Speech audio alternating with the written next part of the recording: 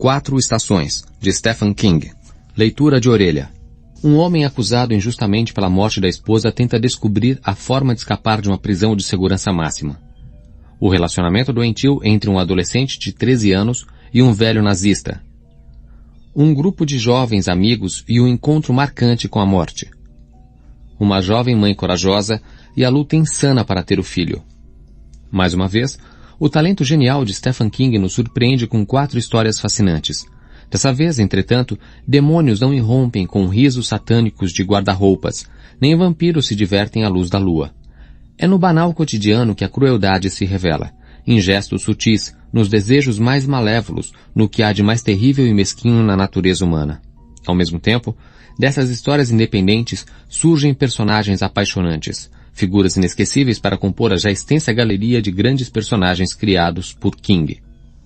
As histórias que compõem as 4 estações foram escritas imediatamente depois de um romance.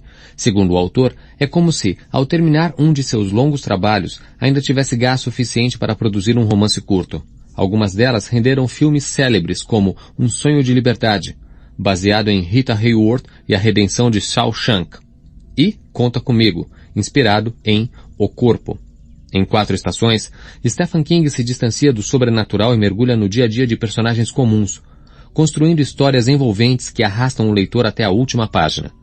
O mestre do terror americano comprova aqui seu talento como um dos melhores ficcionistas da literatura contemporânea. Leia também de Stephen King O Cemitério, Christine, A Coisa, Desespero, A Espera de um Milagre, O Corredor da Morte, O Iluminado, Insônia, Jogo Perigoso, Os Justiceiros, A Maldição do Cigano, Rose Madder, Pesadelos e Paisagens Noturnas, 2 volumes, Saco de Ossos, O Talismã, Aguarde, Os Olhos do Dragão, Carrie, leitura de contracapa.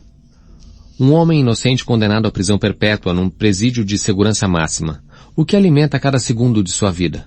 Um sonho de liberdade. Um jovem adolescente fascinado pelo terror dos campos de concentração nazista. O duelo extremo entre bem e mal quando ele conhece um dos mais cruéis torturadores do Terceiro Reich. Um grupo de jovens amigos divididos entre o fascínio e o horror diante do corpo de um menino morto. Os encontros e desencontros que os levam à vida adulta. Uma jovem grávida e sua luta insana para conceber o primeiro filho. Uma trágica história de amor e morte. Stephen King presenteia seus leitores com histórias curtas, densas, surpreendentes. Um mergulho nos estranhos labirintos da mente humana. 4 Estações faz parte da coleção de obras esgotadas de Stephen King, reeditadas em novo formato pela Objetiva. É a oportunidade ansiosamente esperada por seus leitores fiéis que não abrem mão de uma boa dose de terror. Vale a pena se arrepiar de novo com mais esta trama de suspense do grande mestre americano. Stephen King. 4 Estações. O importante é a história, e não o narrador. Ações indecentes são baratíssimas. AC/DC. Eu o ouvi através da videira. Norman Whitfield. Tudo se vai, tudo passa. A água corre e o coração esquece. Flaubert. Verão da Corrupção. Para Elaine Coster e Herbert Schnall. Aluno inteligente. Tinha o aspecto do garoto tipicamente americano enquanto pedalava sua Sweeney de 26 polegadas com o guidão curvo subindo a rua residencial do subúrbio. E era exatamente o que ele era. Todd Bowden, 13 anos, 1,73 m e saudáveis 70 quilos. Cabelos cor de milho maduro, olhos azuis, dentes brancos e certos. Pele ligeiramente bronzeada, sem a menor sombra de acne da adolescência. Exibia um sorriso de férias de verão enquanto pedalava entre o sol e a sombra, não muito distante de sua casa. Parecia um garoto que tem um itinerário a cumprir, o que, aliás, era verdade. Ele entregava o Clarion de Santo Donato. Tinha também o jeito de garoto que vende cartões de saudações para receber bonificações. E fizera isso também. Eram cartões que vêm com o nome das pessoas impresso. Jack e Mary Burke, ou Don e Sally, ou os Mudson. Era o tipo de garoto que assovia enquanto trabalha, e frequentemente fazia isso. Na realidade, seu assovio era de uma grande beleza. Seu pai era engenheiro arquiteto e ganhava $40 mil por ano. Sua mãe especializara-se em francês na faculdade e conhecera o pai de Todd quando ele precisou desesperadamente de um professor particular. Ela datilografava manuscritos nas horas vagas, guardava todos os boletins de Todd numa pasta. Seu predileto era o boletim final do 4º ano, no qual a senhora Upsham rabiscara. Todd é um aluno extremamente inteligente. E era mesmo. Seu boletim só tinha as notas A e B em todas as linhas. Se tirasse notas melhores, só As, por exemplo, seus amigos começariam a achá-lo estranho. Por isso, de vez em quando, tirava alguns Bs. Parou a bicicleta em frente ao número 963 da Claremont Street e saltou. Era um pequeno bangalô discretamente situado no fundo do terreno. Era branco com persianas e arremates das portas em verde. Havia uma cerca-viva na frente. A cerca-viva estava bem regada e podada. Todd afastou os cabelos louros da frente dos olhos e subiu empurrando a Sweeney pelo caminho de cimento até os degraus. Ainda estava sorrindo, e seu sorriso em aberto era esperançoso e bonito. Desceu o descanso da bicicleta com o tênis de corrida Nike e pegou o jornal dobrado do degrau inferior. Não era o Clarion, era o Times de Los Angeles. Colocou-o embaixo do braço e subiu os degraus. No alto havia uma pesada porta de madeira sem o visor por dentro de uma outra porta de grade com trinco. Havia uma campainha ao lado direito da moldura da porta e abaixo da campainha 2 pequenos letreiros bem aparafusados na madeira e cobertos com um plástico para não amarelarem nem estragarem com a chuva. Eficiência germânica, pensou Todd. E seu sorriso alargou-se um pouco. Era um pensamento adulto. E sempre se congratulava mentalmente quando os tinha. O letreiro de cima dizia Arthur Denker. No de baixo estava escrito: não recebemos pedintes, vendedores, nem caixeiros viajantes. Ainda sorrindo, Todd tocou a campainha.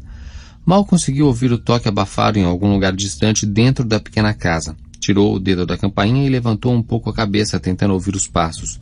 Não vinham. Olhou o relógio Timex, uma das bonificações que recebera vendendo cartões de saudações personalizados, e viu que passavam 12 minutos das 10 horas. O cara já deveria estar acordado a essa hora. O próprio Todd estava sempre acordado no máximo às 7h30, mesmo nas férias de verão. Deus ajuda quem cedo madruga. Esperou mais 30 segundos e, como a casa permanecesse silenciosa, pressionou a campainha observando o ponteiro de segundos de seu Timex enquanto fazia isso. Estava pressionando a exatos 71 segundos quando finalmente ouviu passos arrastados. Chinelos, deduziu pelo barulho. Todd gostava de deduções. Sua ambição atual era ser detetive particular quando crescesse. Já vai, gritou o rabugento homem que fingia ser Arthur Denker. Estou indo. Espere, já vou. Todd parou de pressionar o botão da campainha. Uma corrente e uma tranca chacoalharam do lado de dentro da porta sem visor. Então ela foi aberta. Um velho corcunda dentro de um roupão de banho olhava através da grade. Um cigarro pendia entre seus dedos. Todd achou que ele parecia uma mistura de Albert Einstein e Boris Karloff. Seus cabelos eram longos e brancos e começavam a amarelar de forma desagradável, lembrando nicotina mais que marfim. Seu rosto estava enrugado, entumecido e inchado de sono, e Todd observou com certa repugnância que não se preocupara em fazer a barba nos últimos dias. O pai de Todd adorava dizer: fazer a barba traz novo brilho amanhã. O pai de Todd fazia a barba todas as manhãs, tendo ou não que ir trabalhar. Os olhos que fitavam Todd eram atentos, mas profundamente encovados, com manchas vermelhas. Todd sentiu um momento de profundo desapontamento. O cara realmente parecia-se um pouco com Albert Einstein e de fato lembrava Boris Karloff. Mas, acima de tudo, parecia aqueles bêbados velhos e maltrapilhos que perambulam pelo pátio de manobras da estrada de ferro. Mas, claro, lembrou Todd, o homem tinha acabado de acordar. Todd vira Denker várias vezes antes daquele dia, embora tivesse sido muito cuidadoso para não se deixar ver, de jeito nenhum. E, em suas aparições públicas, Denker tinha uma aparência muito elegante. Podia-se dizer que era um perfeito oficial aposentado, apesar de seus 76 anos, se é que os artigos que lera na biblioteca davam sua data de nascimento correta. Nos dias em que Todd o seguira como uma sombra até o shopping em que Denker fazia compras, ou até um dos 3 cinemas de ônibus, Denker não tinha carro, estava sempre com um dos 3 ternos cuidadosamente passados, não importa o calor que estivesse fazendo. Se o tempo parecesse ameaçador, carregava um guarda-chuva embaixo do braço, como se fosse uma bengala. Às vezes usava um chapéu de feltro com uma coroa aplicada. E nas ocasiões em que Denker saía, estava sempre bem barbeado, o bigode branco, que usava para esconder um lábio leporino mal operado, bem aparado. Um garoto, disse ele. Sua voz saiu grossa e sonolenta. Todd reparou com novo desapontamento que seu roupão estava desabotoado e surrado. Uma extremidade arredondada da gola estava levantada como a de um bêbado, espetando-lhe o pescoço empapado. Havia uma mancha na lapela esquerda que devia ser de chile ou de molho para carne, e cheirava a cigarro e bebida azeda. Um garoto, repetiu. Não preciso de nada, garoto. Leia o aviso. Sabe ler, não sabe? Claro que sabe. Todos os garotos americanos sabem ler. Não me amole, garoto. Bom dia. A porta começou a se fechar. Devia ter acabado ali mesmo, pensou Todd, muito tempo depois, numa noite em que foi difícil pegar no sono. Sua decepção ao ver o homem pela primeira vez de perto, sem a fisionomia pública que fora deixada no armário junto com o guarda-chuva e o chapéu, pode-se dizer, poderia tê-lo feito desistir. Poderia ter acabado naquele momento, o pequeno estalido da fechadura cerrando tudo como uma podadeira. Mas, como o próprio homem observara, era um garoto americano e haviam-lhe ensinado que a persistência é uma virtude. Não esqueça seu jornal, Sr. do Sander, disse Todd, entregando-lhe o Times gentilmente. A porta parou de repente, seu movimento a alguns centímetros da ombreira. Uma expressão tensa e alerta cruzou o rosto de Kurt do Sander, desaparecendo em seguida. Talvez houvesse medo naquela expressão. A maneira como fizera a expressão desaparecer fora satisfatória, mas Todd decepcionou-se pela terceira vez. Não esperava que do Sander fosse satisfatório, esperava que fosse brilhante. Essa não, pensou Todd, realmente aborrecido. Essa não. Abriu a porta novamente. Uma das mãos, deformada de artrite, destrancou a porta da grade. A mão empurrou a porta na medida suficiente para que passasse como se fosse uma aranha e fechou-se sobre a ponta do jornal que Todd segurava. O garoto observou com repugnância que as unhas do velho eram grandes, amarelas e deformadas. Era a mão que passava o dia segurando um cigarro atrás do outro. Todd achava que fumar era um hábito ruim e perigoso, que nunca iria adquirir. Realmente era um milagre que do Sander tivesse vivido tanto tempo. Dê-me jornal, disse o velho puxando-o. Claro, Sr. do Sander. Todd soltou o jornal. A mão de aranha levou-o para dentro. A porta de grade fechou-se. Meu nome é Denker, disse o velho. Nada de do Sander. Parece que não sabe ler? Que pena. Bom dia.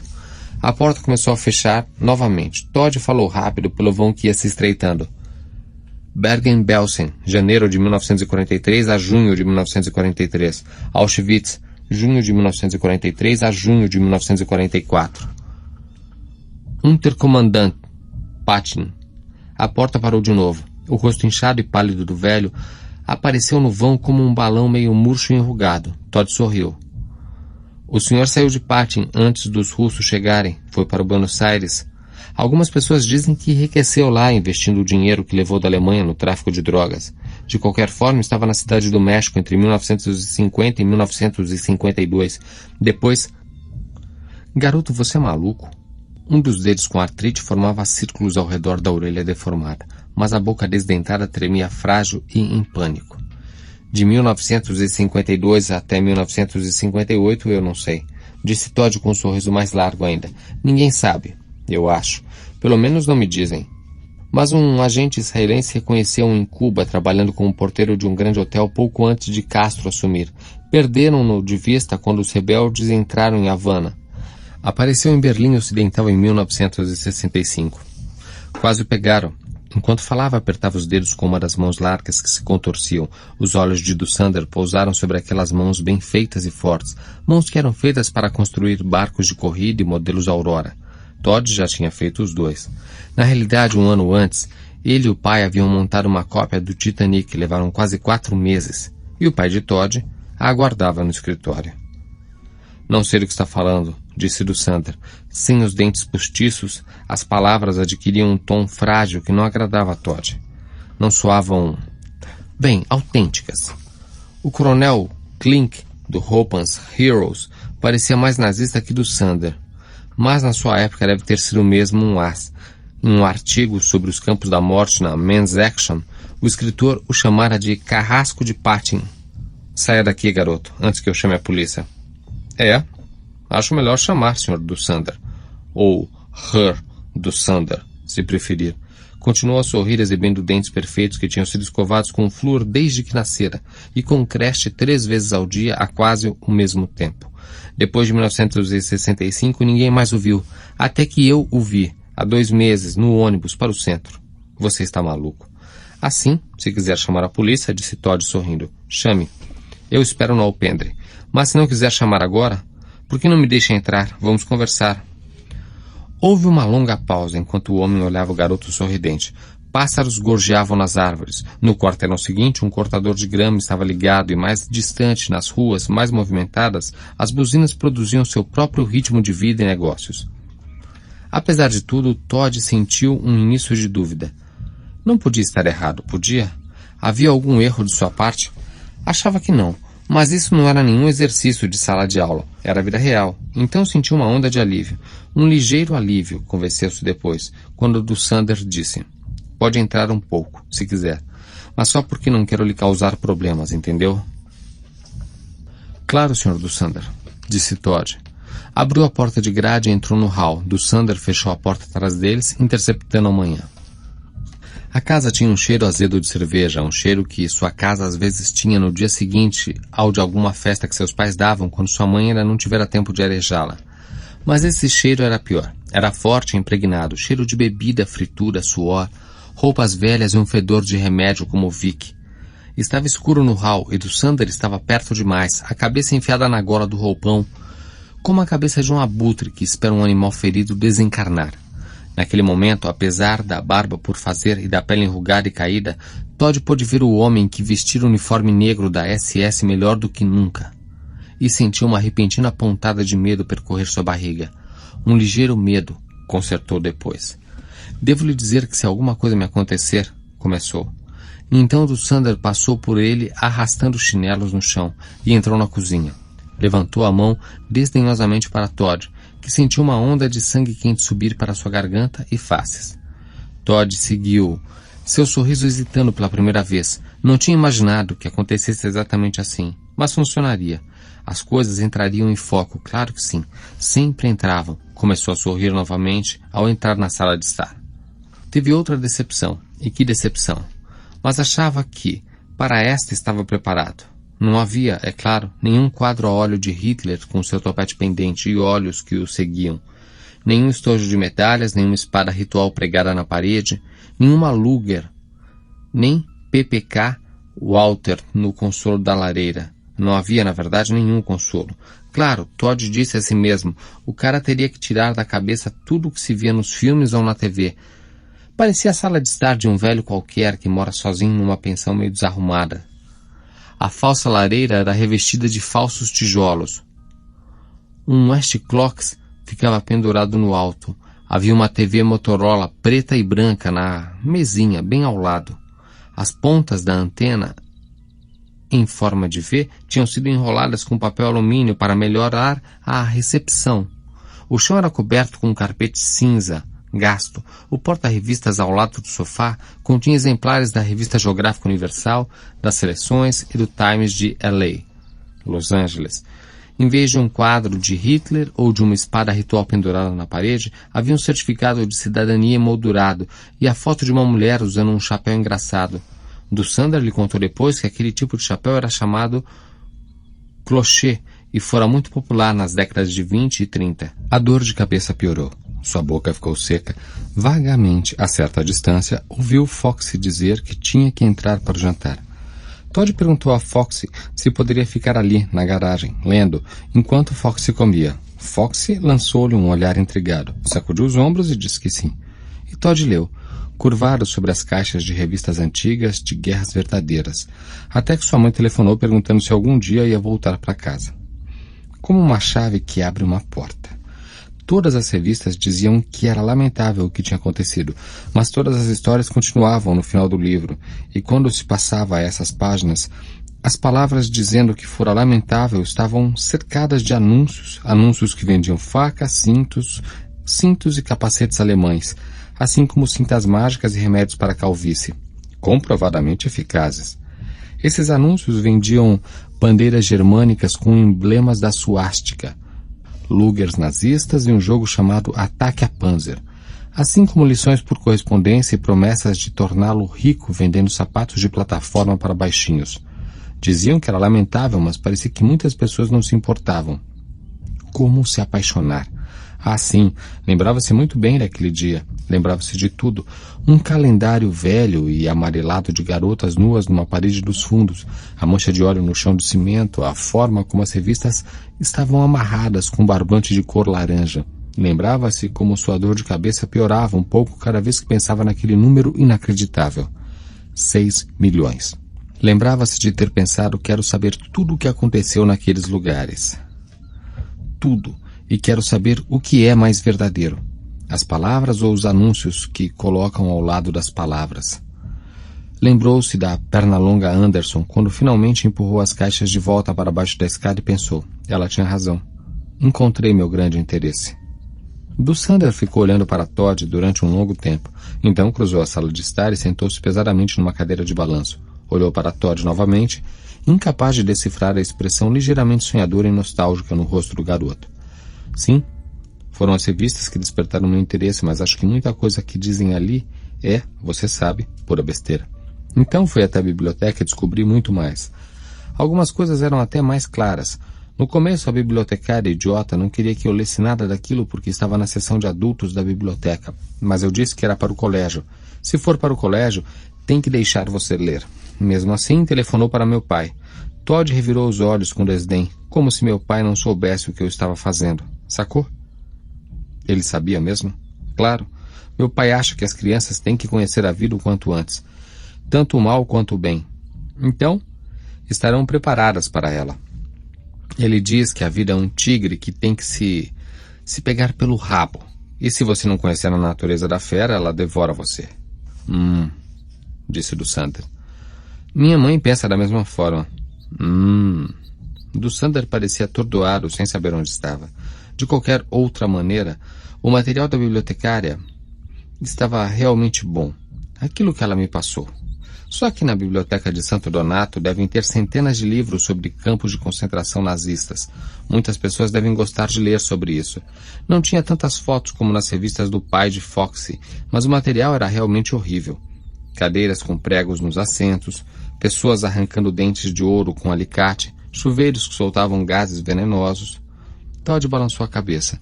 Vocês realmente exageraram, sabia? Realmente exageraram. Horrível, disse Dussander lentamente. Eu fiz mesmo um trabalho de pesquisa. E sabe quanto tirei? 1 a mais. Claro que tive que ser cauteloso. Você tem que escrever sobre isso de uma determinada maneira. Tem que tomar cuidado. É? Perguntou Dussander. Pegou outro cigarro com a mão trêmula. Ah, é. Todos os livros da biblioteca são escritos de uma forma especial, como se os caras que escreveram ficassem enjoados com o que estavam escrevendo. Todd franziu a testa, analisando o pensamento, tentando expressá-lo. O fato de a palavra tom, no sentido que a palavra se aplica à escrita, ainda não fazer parte de seu vocabulário tornava isso mais difícil. Todos escrevem como se tivessem perdido noites de sono, como temos que ser cautelosos para que nada disso aconteça novamente. Fiz minha pesquisa dessa maneira, e acho que a professora me deu um A só porque li o material da pesquisa sem botar meu almoço para fora. Mais uma vez, Todd sorriu triunfante. Dussander deu uma forte tragada no seu cool sem filtro. A ponta tremeu ligeiramente, lançando a fumaça pelas narinas. Soltou uma tosse densa e abafada de velho. Não posso acreditar que essa conversa esteja acontecendo, disse ele. Inclinou-se para a frente e olhou Todd de perto. Garoto, você conhece a palavra existencialismo? Todd ignorou a pergunta. Alguma vez encontrou-se com Ilse Koch? Ilse Koch? Quase inaudivelmente, Dussander disse. Sim, eu a conheci. Ela era bonita? Perguntou Todd ansiosamente. Quer dizer, suas mãos descreveram uma forma de violão no ar. Com certeza já viu uma fotografia dela, disse Dussander. Um aficionado como você? O que é um aficionado? Repetiu Dussander. É quem curte. Uma pessoa que acha um barato. É, legal. O sorriso de Todd, intrigado e fraco por um momento, brilhou triunfante novamente. Claro, vi fotografias dela, mas sabe como ficam nesses livros? Falava como se Dussander tivesse todos. Em preto e branco, pouco nítidas, fotos instantâneas. Os caras não sabiam que estavam tirando fotos para... Sabe, né? Para a história. Ela era mesmo boazuda? Era gorda e atarracada e tinha pele horrível. disse do Sander ríspido. Esmagou o cigarro pela metade em cima de uma forma de torta redonda cheia de guimbas. Não é possível. O rosto de Todd adquiriu uma expressão decepcionada. Pura sorte, refletiu do Sander olhando para Todd. Você viu minha fotografia numa revista de aventuras de guerra e por acaso sentou-se junto de mim no ônibus. Ora? Bateu com o punho fechado no braço da cadeira, mas sem muita força. Não, senhor. Não, senhor do Sander. Há algo mais, muito mais. Todd falou entusiasmado, inclinando-se para a frente. É mesmo? As grossas sobrancelhas se ergueram, expressando uma incredulidade polida. Claro, quer dizer, as suas fotos no meu álbum de recortes são de 30 anos atrás, pelo menos. Estamos em 1974. Você tem um álbum de recortes? Tenho sim. É ótimo. Uma porção de fotografias. Vou lhe mostrar qualquer hora. O senhor vai ficar pirado. O rosto de do Sander adquiriu um ar de revolta, mas ele nada disse. As primeiras vezes que o vi, não tinha certeza, então um dia, quando estava chovendo, o senhor entrou no ônibus e estava usando essa capa impermeável preta brilhante. Aquela? Suspirou do Sander. É. Tinha uma foto sua usando um casaco como aquele numa das revistas da garagem de Foxy, e também uma foto sua com um casaco da SS num dos livros da biblioteca. E quando o vi naquele dia, disse a mim mesmo, tenho certeza, aquele é Kurt do Sander. Então comecei a espionar o senhor. Começou o quê? A espionar o senhor, a segui-lo. Meu sonho é ser detetive particular, como Sam Spade dos livros ou Mannix da TV. De qualquer maneira, fui super cauteloso. Não queria que percebesse, queria ver algumas fotos. O senhor quer ver algumas fotos? Todd tirou um envelope de papel pardo dobrado do bolso traseiro. O suor havia colado a aba. Abriu-a cuidadosamente. Seus olhos brilhavam como o de um menino que pensa no seu aniversário, ou então no Natal, ou nos fogos que vai soltar no dia 4 de julho. Tirou fotografias minhas? Isso mesmo. Tem uma maquinazinha, uma Kodak. É fina, achatada e cabe direitinho na mão. Quando você pega o jeito, pode tirar fotos com ela dentro da mão, tirando os dedos da frente da lente. Aí aperta o botão com o dedão. Todd sorriu modestamente. Peguei o jeito. Mas antes tirei um bocado de fotos dos meus dedos. Mas nessas eu abaixei os dedos. Acho que as pessoas podem fazer qualquer coisa se tentarem com vontade, sabia? É meio meloso falar assim, mas é verdade. Kurt do Sander começou a ficar branco e nervoso, encolhido dentro do roupão. Mandou revelar essas fotos numa loja, garoto? Hein? Todd pareceu chocado e surpreso, depois desdenhoso. Não. O que pensa que sou, um idiota? Meu pai tem um laboratório. Revelo minhas próprias fotografias desde que tenho 9 anos. Do Sander não disse nada, mas relaxou um pouco e recobrou um pouco da cor. Todd entregou-lhe várias fotos lustrosas, os cantos irregulares confirmando que haviam sido reveladas em casa. Do Sander olhou-as, uma por uma, silenciosamente soturno. Numa estava sentado ereto, num banco, perto da janela do ônibus para o centro, com um exemplar do último livro de James Michener, A Saga do Colorado, nas mãos. Na outra estava no ponto de ônibus da Devon Avenue, com o guarda-chuva embaixo do braço e a cabeça empinada num ângulo que lembrava de Gaulle, em seu ar mais majestoso. Aqui estava numa fila sob a marquise do Majestic Theatre, ereto e silencioso, chamando a atenção por seu porte e altura, no meio dos adolescentes magros e donas de casa de rostos inexpressivos e rolinhos nos cabelos. Finalmente, nesta, estava examinando sua própria caixa de correspondência. Fiquei com medo que me visse dessa vez, disse Todd. Foi um risco calculado. Estava do outro lado da rua. Cara, quem dera se eu pudesse comprar uma Minolta com lentes telescópicas. Um dia... Todd parecia melancólico. Acho que tinha uma explicação pronta, se fosse preciso. E ele perguntar se tinha visto meu cachorro. Mas bem, depois que revelei o filme, comparei-as com essas aqui. Entregou a do Sander 3 cópias xerox de fotografias. Tinha visto todas várias vezes antes. A primeira mostrava-o em seu escritório no campo de Patton. Fora cortada de maneira que só apareciam ele e a bandeira nazista perto da escrivaninha. A segunda era uma foto que tinha sido tirada no dia de seu alistamento. A última mostrava-o apertando a mão de Heinrich Gluex, que fora subordinado apenas do próprio Himmler. Aí tive certeza absoluta, mas não podia ver se tinha o lábio leporino por causa do bigode.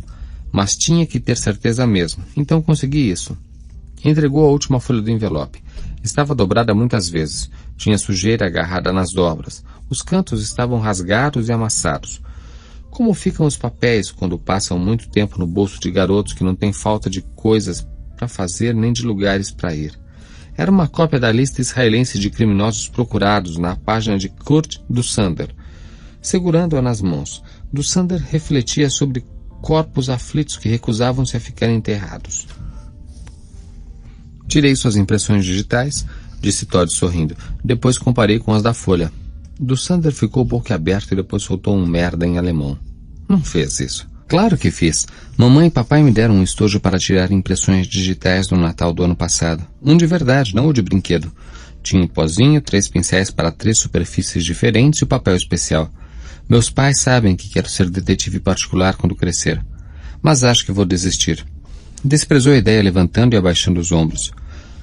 O livro explicava tudo sobre volutas, regiões e pontos de semelhança. São chamadas comparações. Você precisa de 8 comparações de uma impressão para que ela seja aceita no tribunal. Bem, de qualquer forma, um dia, quando o senhor estava no cinema, vim aqui, coloquei o pó na caixa de correspondência e na maçaneta e tirei todas as impressões que consegui. Esperto, não? Dussander não disse nada. Apertava os braços da poltrona e sua boca desdentada e murcha tremia. Todd não gostou daquilo. Parecia que estava à beira das lágrimas. Era ridículo, claro. O demônio sanguinário de Patim chorando. É como a Chevrolet falir ou o McDonald's desistir de hambúrgueres e passar a vender caviar e trufas. Tirei 2 conjuntos de impressões. Todd continuou. Um deles não tinha nada a ver com um do cartaz. Imaginei que fosse do carteiro. As outras eram suas. Consegui mais de 8 comparações. Consegui 14 ótimas comparações. Sorriu. Foi assim que fiz. Você é um filho da mãe, disse Dussander. E seus olhos reluziram perigosamente. Todd se arrepiou, como no hall, mas Dussander relaxou novamente. Para quem contou? Para ninguém. Nem para esse amigo, esse tal de Connie Pegler? Foxy Pegler. Não, ele é um fofoqueiro. Não contei para ninguém, não confio em ninguém a esse ponto. O que você quer? Dinheiro? Sei o que não tenho. Na América do Sul tinha, apesar de não ter vindo de nada tão romântico nem perigoso como o tráfico de drogas. Havia uma espécie de rede de velhos no Brasil, Paraguai e Santo Domingo, fugitivos de guerra. Entrei no círculo e me saía razoavelmente bem com minerais e minérios, estanho, cobre, bauxita. Depois as coisas mudaram. Nacionalismo, anti-americanismo. Poderia ter resistido às mudanças, mas os homens de Weisenthal foram atrás de mim, pelo faro. Azar atrás de azar, garoto. Como cachorros atrás de uma cadela no cio. Por 2 vezes quase me pegaram. Uma vez ouvi os judeus idiotas no quarto ao lado. Enforcaram Eichmann. Ele continuou num sussurro. Levou uma das mãos ao pescoço e seus olhos se arregalaram como os de uma criança ouvindo a parte de maior mistério de uma história de terror. João e Maria, ou talvez Barba Azul. Era um velho, não fazia mal a ninguém. Sem filiações políticas, mesmo assim o enforcaram. Todd balançou a cabeça. Finalmente procurei as únicas pessoas que poderiam me ajudar. Tinham ajudado outros e eu não podia recorrer a mais nada. O senhor foi para Odessa? Perguntou Todd avidamente. Para Sicília, disse Dussander secamente. E Todd ficou decepcionado novamente. Estava tudo pronto. Documentos falso passado. Quer beber alguma coisa, garoto? Claro. Tem coca? Coca não. Leite? Tem. Dussander atravessou a porta da cozinha. Uma lâmpada fluorescente acendeu-se com um zumbido. Agora vivo de dividendos de ações. Sua voz voltou. Ações que comprei depois da guerra com outro nome. Através de um banco no estado do Maine, se quer saber. O banqueiro que me vendeu foi para a cadeia porque matou a mulher 1 ano depois que as comprei. A vida, às vezes, é estranha. Não é, garoto? Uma porta de geladeira foi aberta e fechada. Os capachos sicilianos não sabiam das ações, disse ele. Hoje em dia há sicilianos por toda parte, mas naquela época ficavam tão longe quanto Boston daqui. Se soubessem, teriam ficado com elas também. Teriam me deixado a zero e me mandado para a América para morrer de fome. Todd ouviu uma porta de armário sendo aberta. Ouvi um líquido sendo colocado dentro de um copo. Algumas da General Motors, algumas da American Telephone and Telegraph e 150 ações da Revlon. Todas escolhas do banqueiro. Do Fresner, o nome dele. Me lembro bem porque soa um pouco como o meu.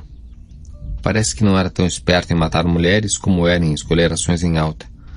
Crime passional, garoto. Isso prova que os homens são todos mulas que sabem ler. Voltou à sala arrastando os chinelos. Segurava 2 copos de plástico verdes que pareciam brindes que às vezes dão em inaugurações de postos de gasolina, quando você enche o tanque e ganha um copo. Lucinda entregou um copo a Todd. Vivi razoavelmente bem com a carteira de ações que esse do Fresnel organizou para mim durante meus 5 primeiros anos aqui. Depois, vendi minhas ações da Diamond Met para comprar esta casa e um pequeno sítio perto de Big Sur. Então veio a recessão. Vendi o sítio e uma a uma vendi as ações, algumas com lucros incríveis. Quem me dera ter comprado mais, mas achei que estava bem protegido em outra direção. Como vocês americanos dizem, as ações são especulações temerárias. Deu um assovio com a boca sem dentes e estalou os dedos. Todd estava entediado, não tinha ido lá para ouvir do Sander chorar miséria nem resmungar sobre ações. A ideia de subornar do Sander nem passara pela sua cabeça. Dinheiro? O que ia fazer com ele? Tinha sua mesada e entregava jornais. Se suas necessidades financeiras em algumas semanas fossem maiores, havia sempre alguém que precisava parar a grama. Todd levou o copo aos lábios e hesitou. Seu sorriso brilhou novamente, um sorriso admirável. Estendeu o copo de brinde do posto de gasolina para do Sander. Beba você primeiro, disse dissimuladamente. Do Sander olhou-o por um momento, sem compreender, e revirou os olhos vermelhos. Grüß Gott. Pegou o copo, deu 2 goles e devolveu-o. Não sufoca, não fecha a garganta, não tem cheiro de amêndoas amargas. É leite, garoto. Leite da fazenda Dairileia. Não tem... Ou melhor, na caixa tem uma vaca rindo. Todd olhou desconfiado por um momento, depois deu um golinho. Tinha gosto de leite, claro, mas de qualquer maneira não estava mais com muita sede. Abaixou o copo. Lucinda deu de ombros, levantou o seu e bebeu. Estalou os lábios. Chops? Perguntou Todd. Por bom antigo. Muito bom. E barato. Todd passou os dedos ao longo das costuras de seu jeans. Assim, disse Lucinda, se você quiser especular, tem que ter certeza que escolheu uma ação garantida. Hein? Suborno, disse Lucinda. Não é assim que dizem no Mannix Hawaii 5-0 e Barnaby Jones? Extorsão? Se era isso, mas Todd ria incontrolavelmente. Uma risada de garoto. Balançou a cabeça, tentou falar, não conseguiu e continuou rindo. Não, disse Lucinda, e de repente ficou sombrio e mais assustado desde que ele e Todd haviam começado a conversar. Tomou outro gole do drink, fez uma careta e sacudiu os ombros. Sei que não é isso. Pelo menos não é extorsão de dinheiro. Mas, embora você ria, sinto no ar o cheiro de extorsão. O que é? Para que venha aqui incomodar um velho. Talvez eu tenha sido nazista um dia, como você disse. Até mesmo da SS. Agora sou apenas um velho e para meu intestino funcionar preciso usar supositório. Então, o que você quer? Todd estava sério novamente.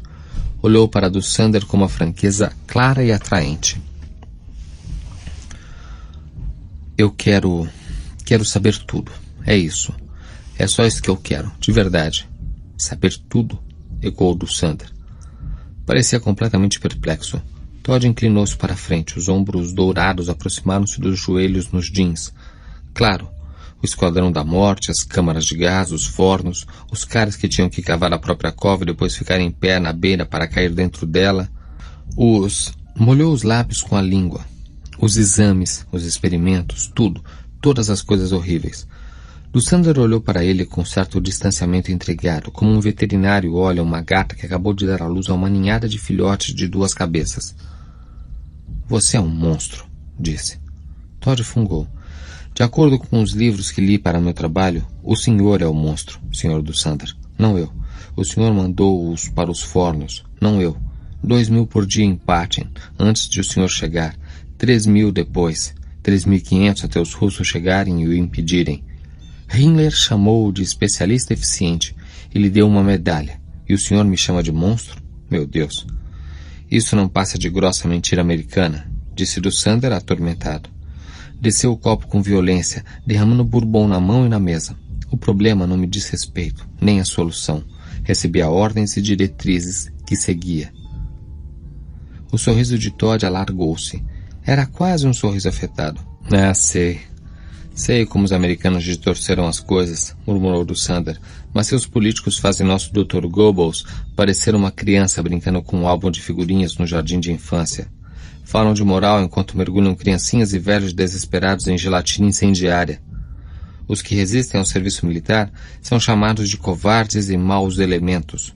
Por se recusarem a obedecer ordens, são presos ou expulsos do país. Aqueles que se manifestam contra a infeliz aventura deste país na Ásia são açoitados nas ruas. Os soldados americanos que matam inocentes são condecorados pelo presidente, saudados por crianças com baionetas e pelos hospitais com desfiles e bandeiras. Recebem jantares, chaves da cidade, ingressos grátis para partidas de futebol. Ergueu o copo na direção de Todd. Só os que perdem são julgados como criminosos de guerra por seguirem ordens e diretrizes. Bebeu e teve um acesso de tosse que trouxe um pouco de cor às suas faces.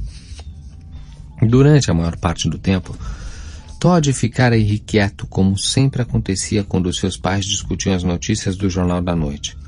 O velho e bom Walker Klondike, dizia seu pai, não tinha o menor interesse pela política de Dussander, assim como não tinha por suas ações. Achava que as pessoas faziam política para conseguir as coisas. Igual o dia em que quis enfiar a mão embaixo da saia de Sharon Eichmann no ano passado. Sharon disse que era feio querer aquilo, mas pôde sentir no seu tom de voz que a ideia parecia excitá-la. Então disse a ela que queria ser médico quando crescesse, e ela deixou. Aquilo era política. Queria saber sobre os médicos alemães que cruzavam cachorros com mulheres, colocavam gêmeos idênticos nos refrigeradores para ver se morriam ao mesmo tempo ou se um durava mais que o outro, sobre a terapia de eletrochoque, operações sem anestesia e sobre os soldados alemães que estupravam todas as mulheres que queriam. O resto eram muitas besteiras cansativas para encobrir as coisas horríveis, até que alguém conseguiu colocar um fim naquilo. Se não tivesse obedecido ordens, estaria morto. Dussander respirava ofegante. Seu peito inflava e murchava na cadeira, fazendo as molas rangerem. Um cheiro de bebida o envolvia. Havia sempre a frente russa. Nish-Wa, continuou. Nossos líderes eram loucos. E quem vai discutir com loucos? Principalmente se o mais louco de todos tem uma sorte dos diabos. Escapou brilhantemente de uma tentativa de assassinato por um tris. Os que conspiraram foram estrangulados com corda de piano, lentamente. A agonia da morte deles foi filmada para fortificar a elite. É, demais, gritou Todd impulsivamente. Viu esse filme? Vi. Todos nós vimos o que aconteceu com aqueles que não conseguiram escapar. O que fizemos depois foi o certo. Naquela época, naquele lugar, foi o certo. Faria novamente. Mas... Seus olhos baixaram ao copo. Estava vazio. Mas não quero falar sobre isso nem pensar nisso. O que fizemos foi baseado na sobrevivência e nada que diz respeito à sobrevivência é bom. Tinha sonhos. Lentamente tirou um cigarro do maço em cima da TV. Sim, durante anos tive sonhos. Escuridão e barulhos na escuridão. Tratores, bulldozers, tiros surdos ecoando contra o que parecia ser a terra congelada ou crânios humanos. Assovios, sirenes, tiros de pistola, gritos, portas de vagões de gado se abrindo com estrondo em tardes frias de inverno. Depois, em meus sonhos, Dussander prosseguiu, todos os barulhos cessavam e olhos se abriam no escuro brilhando como os olhos dos animais na floresta debaixo de chuva. Durante anos vivi perto da selva e acho que é por isso que sempre senti o cheiro da selva nesses sonhos. Quando acordava estava molhado de suor, meu coração pulando no peito, a mão na boca para abafar os gritos. E então pensava, o trabalho deve continuar.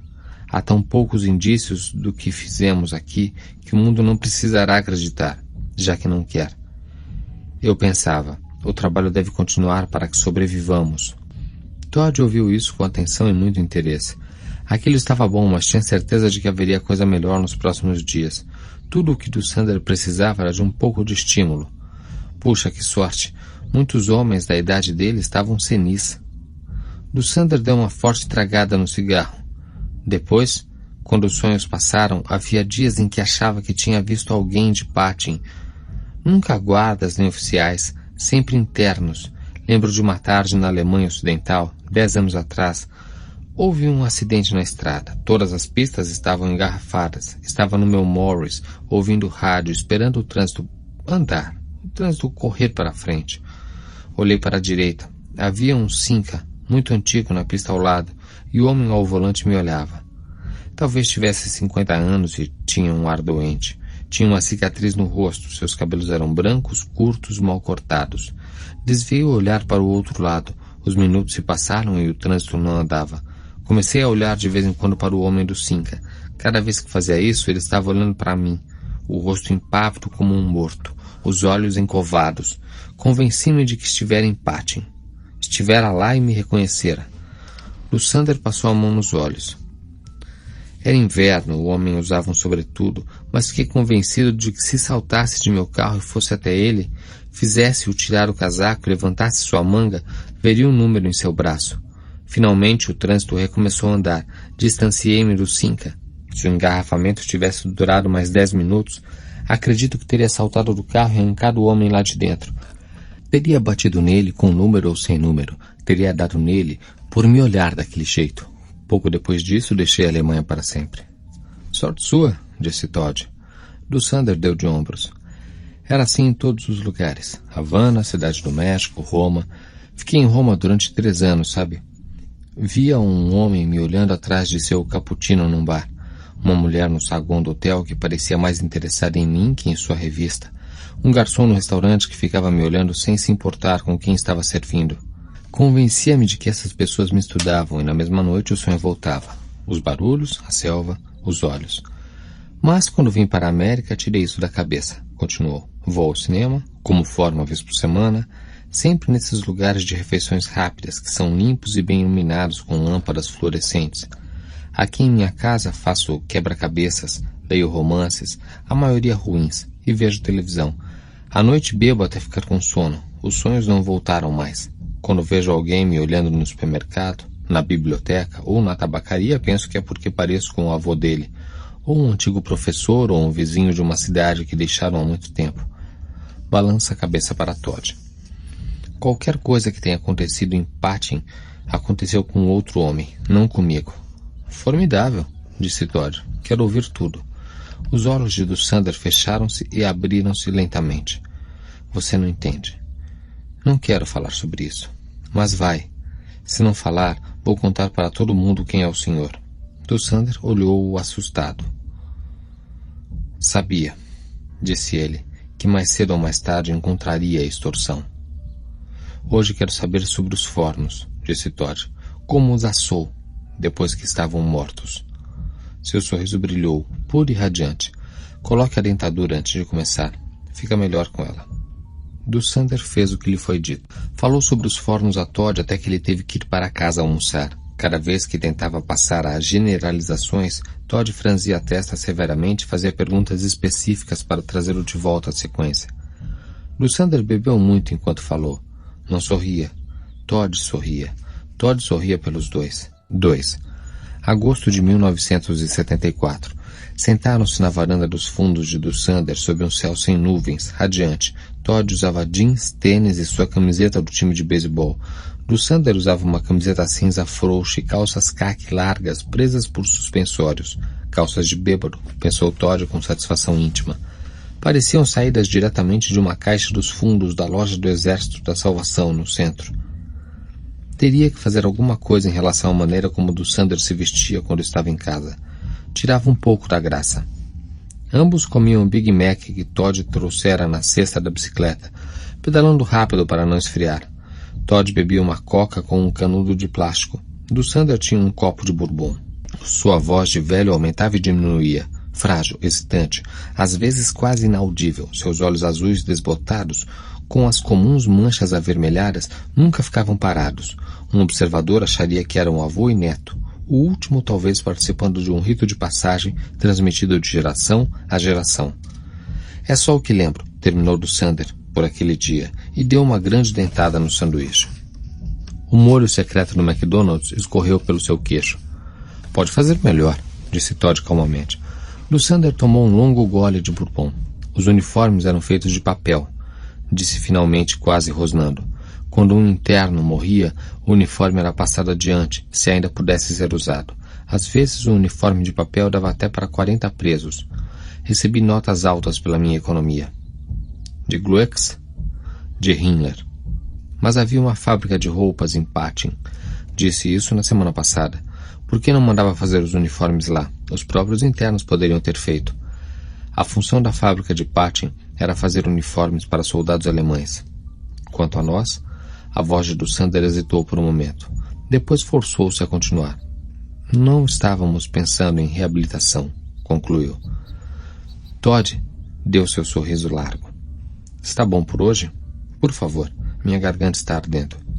Não devia fumar tanto, disse Todd ainda sorrindo. Fale mais sobre os uniformes. Sobre quais? Dos presos ou da SS?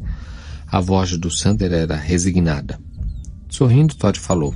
Sobre os dois. 3. Setembro de 1974. Todd estava na cozinha preparando um sanduíche de pasta de amendoim e geleia. Chegava-se à cozinha subindo meia dúzia de degraus de madeira vermelha até uma área elevada que brilhava como cromo e aço inoxidável. A máquina elétrica de sua mãe funcionava sem parar desde que Todd chegara do colégio. Estava datilografando uma tese de mestrado para um aluno de graduação. O aluno tinha cabelos curtos, usava óculos de lentes grossas e parecia uma criatura de outro planeta, na humilde opinião de Todd.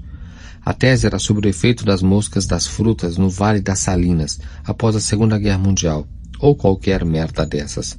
Agora a máquina parou e ela saiu de seu escritório. Todd, querido, cumprimentou-o. Mônica, querida, respondeu amável. Sua mãe até que era um broto para seus 36 anos. Todd achava.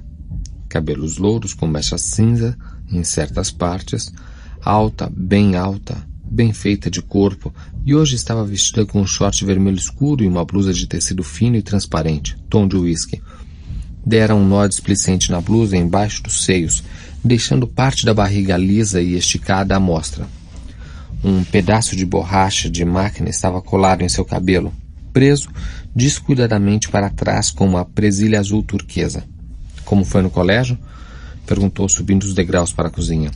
Tocou os lábios ligeiramente nus dele e depois pulou para cima de uma das banquetas em frente ao balcão do café da manhã. Tudo bem. Vai ficar no quadro de honra novamente? Claro. Na verdade, achava que suas notas poderiam baixar um pouco nesse primeiro trimestre. Vinha passando muito tempo com Dussander e, quando não estava com o velho alemão, pensava nas coisas que ele vinha lhe contando. Uma ou duas vezes sonhara com as coisas que Dussander lhe contara, mas não era nada que não pudesse contornar. Aluno inteligente, disse ela ajeitando o cabelo despenteado.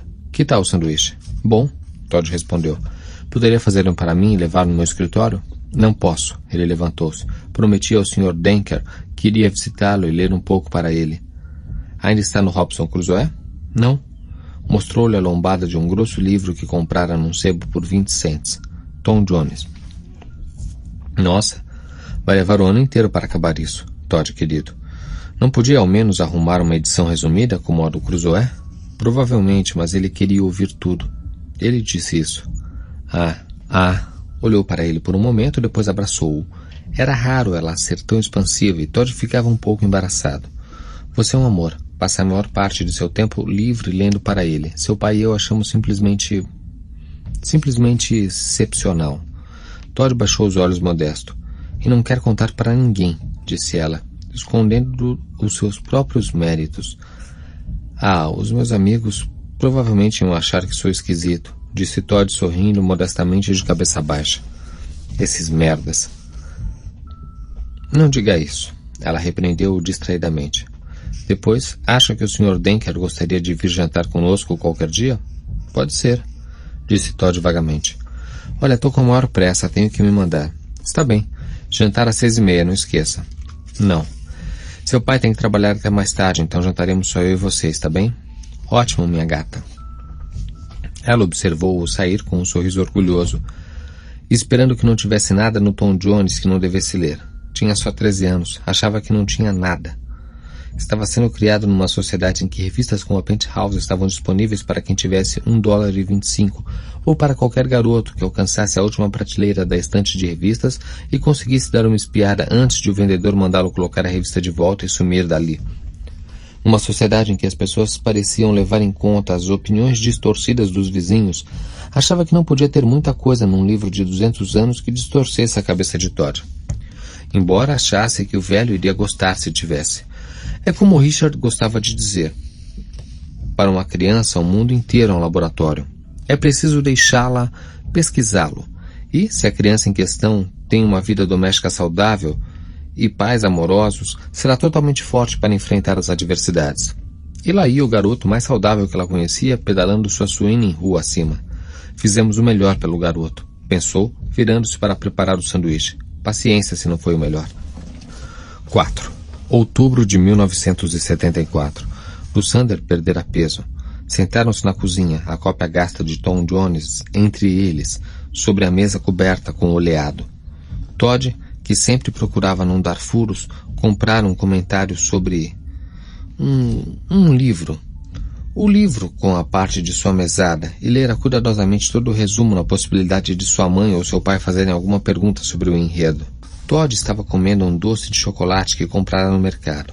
Comprara um para Lusander também, mas ele não o tocara. Apenas olhava-o taciturno de vez em quando, enquanto bebia seu bourbon. Todd detestava ver uma coisa gostosa como aquela ir para o lixo. Se o velho não comesse logo, perguntaria se poderia comê-lo. Então, como é que o negócio chegava em Patin? Perguntou a Lusander. Em trens, ele respondeu. Em trens onde estava escrito suprimentos médicos. Vinha em caixotes compridos que pareciam caixões, adequados, em minha opinião. Os internos esvaziavam os caixotes e os empilhavam na enfermaria. Depois, nossos homens os colocavam nas cabanas de armazenamento. Faziam isso à noite. As cabanas de armazenamento ficavam atrás dos chuveiros. Era sempre Zyklon B? Não. Ocasionalmente recebíamos outra coisa. Gases experimentais. O alto comando estava sempre preocupado em aumentar a eficiência. Uma vez nos mandaram um gás de código Pégaso. Um gás asfixiante. Graças a Deus, nunca mais mandaram ele. Lusander percebeu Todd inclinar-se para a frente. Seus olhos cresceram e de repente parou e gesticulou casualmente com o copo de brinde do posto de gasolina. Não funcionava muito bem, disse. Era muito entediante. Mas Todd não se deixava enganar. Não muito. O que ele causava? Matava-os. O que você acha? Fazia-os andar sobre a água? É isso que pensa? Matava-os. Só isso. Conte. Não, disse Lusander, incapaz de esconder o horror que sentia. Não pensava no Pégaso há... quanto tempo? 10 anos. 20. Não vou contar. Recuso-me.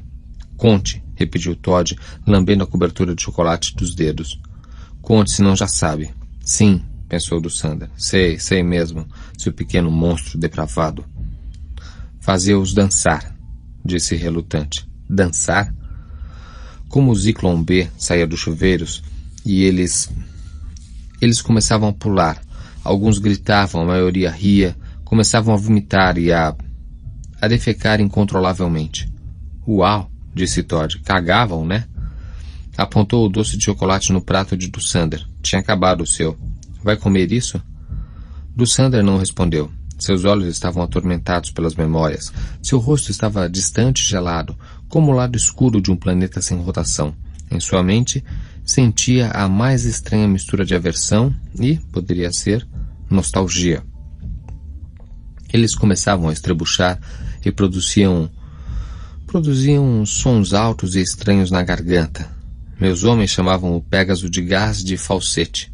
Finalmente caíam e ficavam lá no chão, deitados na própria imundície. Ficavam lá, sim, deitados no concreto, gritando em falsete, com os narizes sangrando. Mas eu menti, garoto. O gás não matava. Ou porque não era suficientemente forte, ou porque não aguentávamos esperar o tempo necessário. Acho que era isso. Homens e mulheres daquele jeito não podiam viver muito. Finalmente mandava 5 homens com rifles porem um fim à agonia. Teria sido ruim se tivesse aparecido em minha ficha, não tenho dúvidas quanto a isso. Teria parecido um desperdício de cartuchos numa época em que o Führer considerou o cartucho uma riqueza nacional. Houve vezes, garoto, em que achei que nunca iria esquecer o barulho que faziam. O som em falsete, os risos. Imagino, disse Todd. Acabou o doce de Dussander em 2 dentadas. Quem economiza tem quando precisa, dizia a mãe de Todd nas raras ocasiões em que ele deixava a comida no prato. Foi uma boa história, Sr. Dussander. Sempre conta bem. Só preciso fazê-lo começar. Todd sorriu para ele. E, incrivelmente, com certeza não porque quisesse, Dussander pegou-se sorrindo também. 5. Novembro 1974. Dick Bolden, o pai de Todd, parecia-se extraordinariamente com um ator de cinema e televisão chamado Lloyd Boucher. Ele, Boyden, não Boucher, tinha 38 anos, era magro e gostava de vestir-se com camisas de estilo esporte e ternos de cores fortes, geralmente escuras. Quando estava em uma obra, usava uma roupa caque e um capacete protetor, uma lembrança dos seus dias no Corpo da Paz, quando ajudara a projetar e construir 2 represas na África. Quando trabalhava em casa, no seu estúdio, usava aqueles óculos chatos que escorregavam para a ponta do nariz, fazendo-o parecer um reitor universitário. Usava-os agora, enquanto batia o boletim do primeiro trimestre do filho contra a mesa de vidro reluzente. 1 B, 4 Cs, 1 D, outro D. Pelo amor de Deus, Todd. Sua mãe não demonstrara. Mas está realmente chateada. Todd baixou os olhos. Não sorriu. Quando seu pai reclamava, as coisas não estavam muito boas. Meu Deus, você nunca teve um boletim assim. 1 D em álgebra? O que é isso? Não sei, papai. Parecia humilhado. Sua mãe e eu achamos que talvez você esteja passando tempo demais com o Sr. Denker, sem se dedicar suficientemente aos livros. Achamos que deve deixar isso para os fins de semana, cara. Pelo menos até vermos que academicamente está. Todd levantou os olhos e por um único segundo Bolden achou ter visto uma expressão de raiva selvagem e lívida nos olhos do filho. Seus próprios olhos se arregalaram, seus dedos apertaram o boletim amarelo claro de Todd.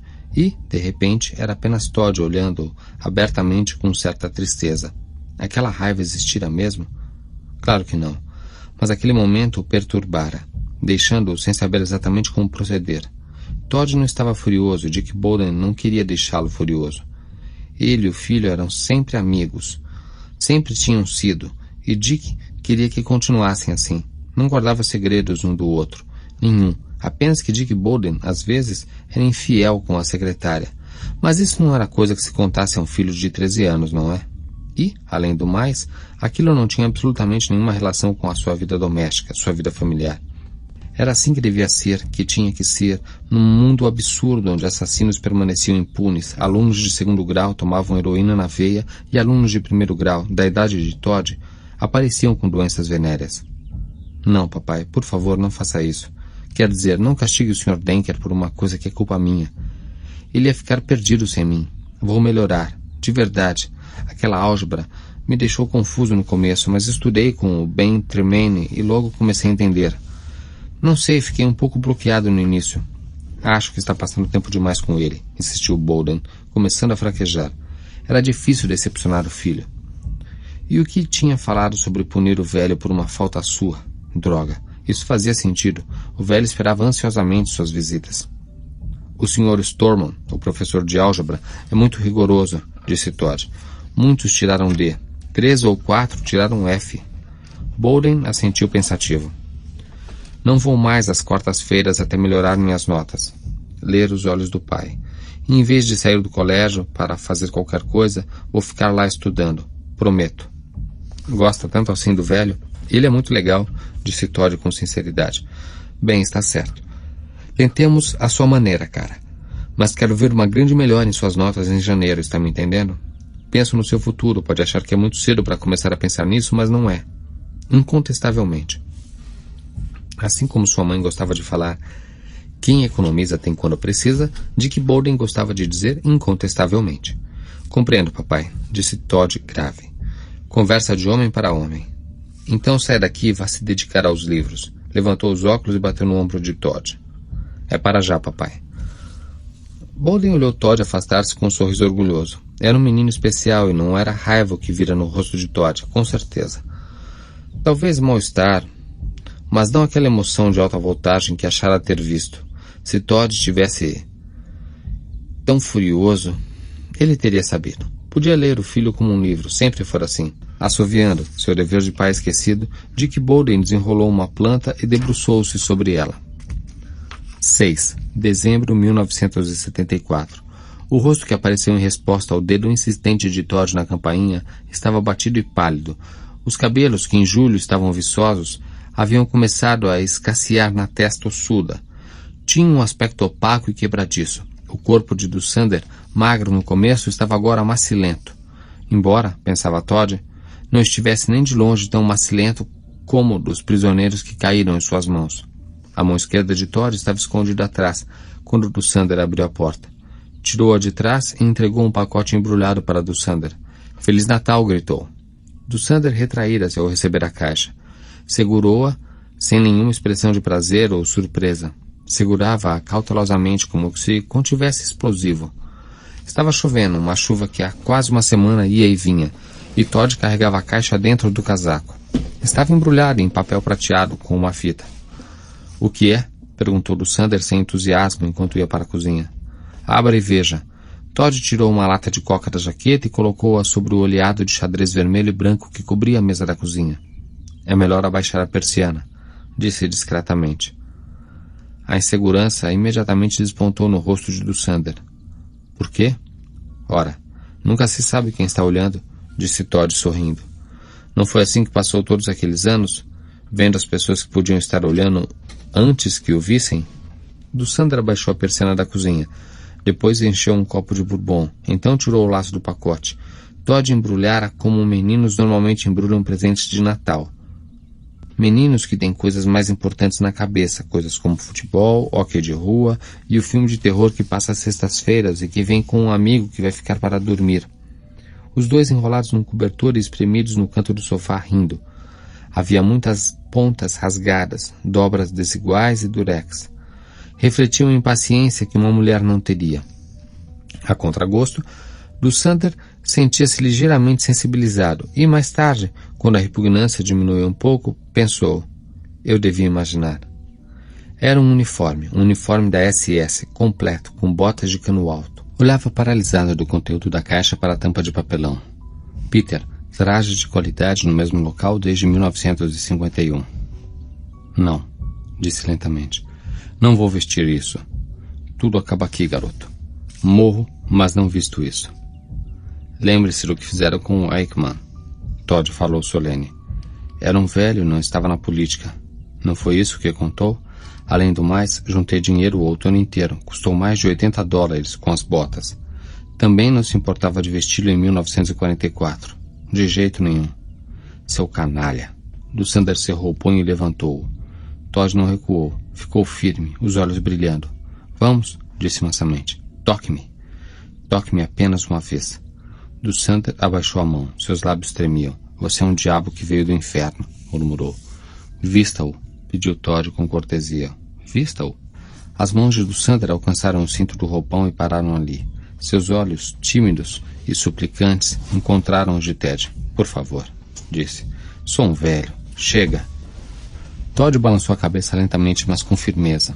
Seus olhos ainda estavam brilhando. Gostava quando Dussander implorava. Como eles deviam ter implorado. Os prisioneiros de Patton. Dussander deixou o roupão cair no chão e ficou apenas de chinelos e cuecas largas. Seu peito era chupado, a barriga ligeiramente protuberante. Seus braços eram esqueléticos, como os braços de um velho esquelético. Mas uniforme, pensou Todd. O uniforme vai fazer a diferença. Lentamente, Dussander tirou a túnica da caixa e começou a vesti-la. 10 minutos depois, estava completamente trajado com o uniforme da SS. O boné estava ligeiramente inclinado, os ombros caídos, mas mesmo assim a insígnia da morte aparecia em evidência. Dussander adquirira uma dignidade misteriosa, pelo menos aos olhos de Ted, que não possuía antes. Apesar da postura caída, dos pés tortos, Todd estava satisfeito. Pela primeira vez, Dussander tinha a aparência que Todd achava que devia ter. Mais velho, sim, derrotado, sem dúvida, mas novamente de uniforme.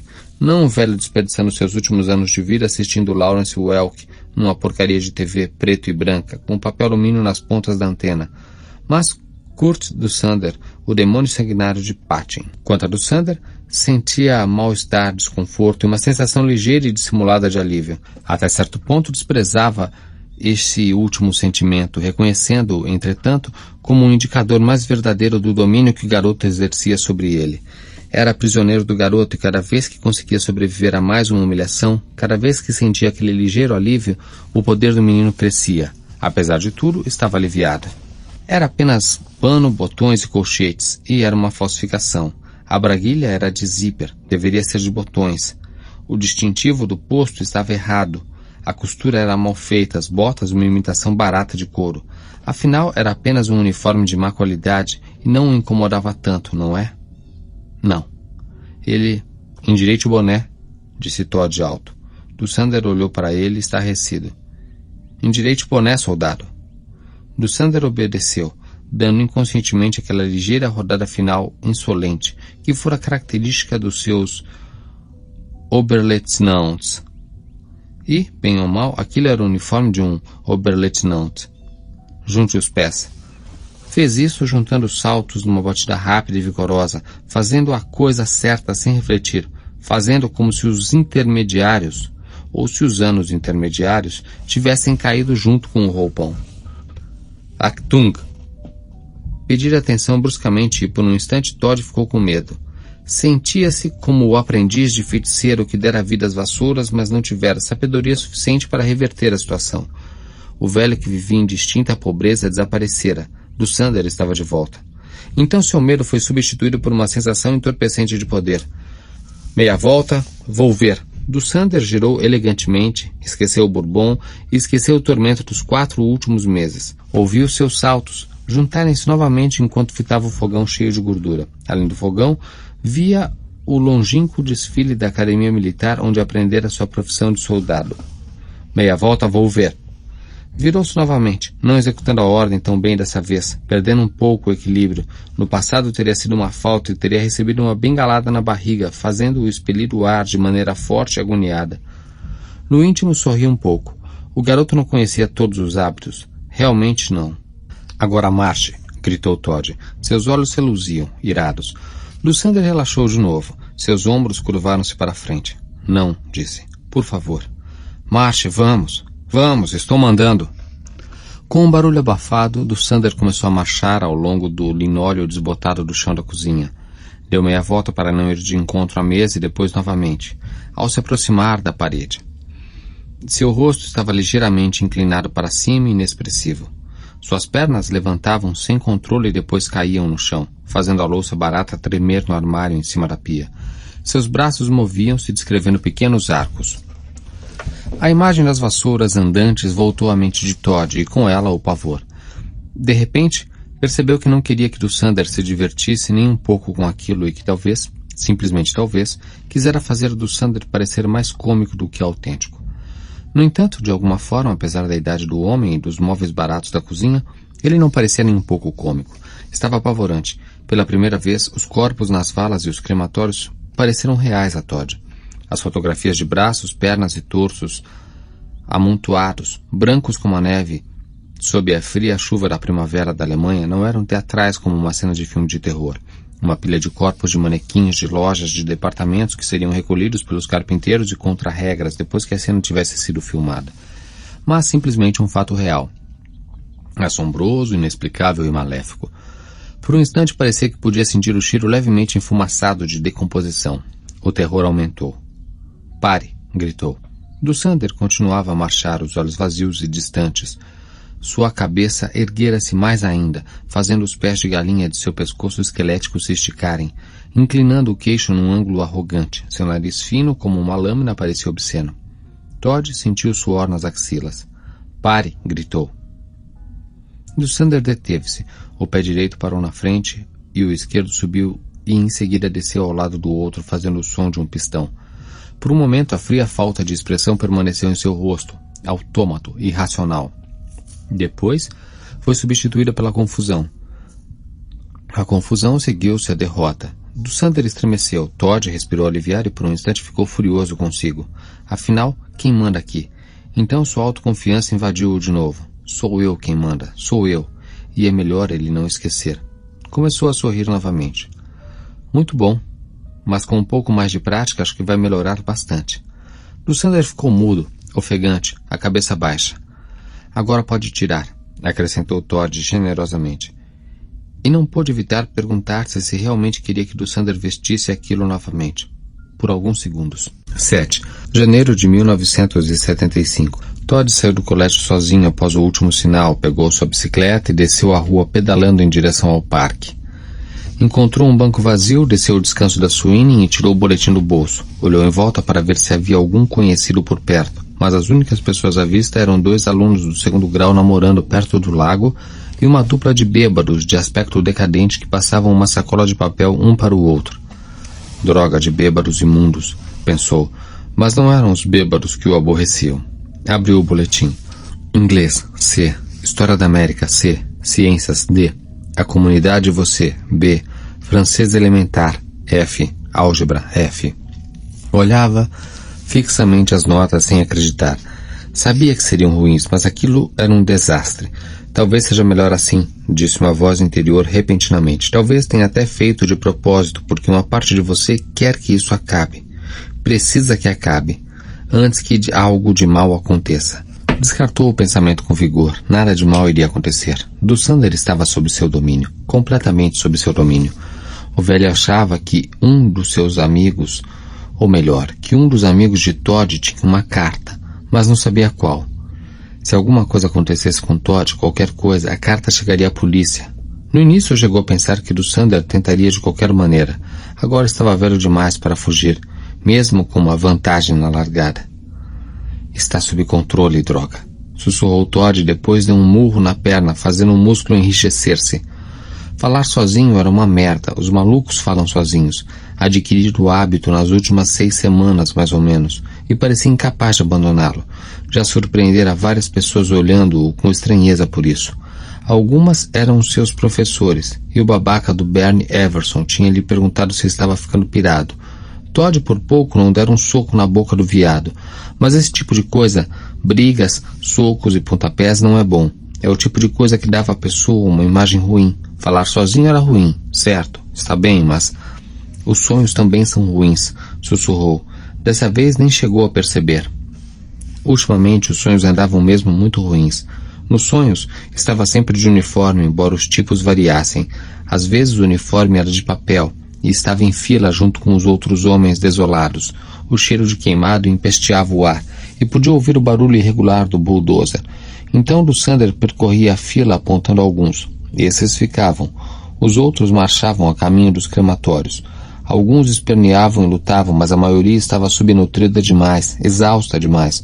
Então Dussander parava em frente a Todd. Seus olhos encontravam-se por um longo e paralisante momento. E então Dussander levantava um guarda-chuva desbotado na direção de Todd.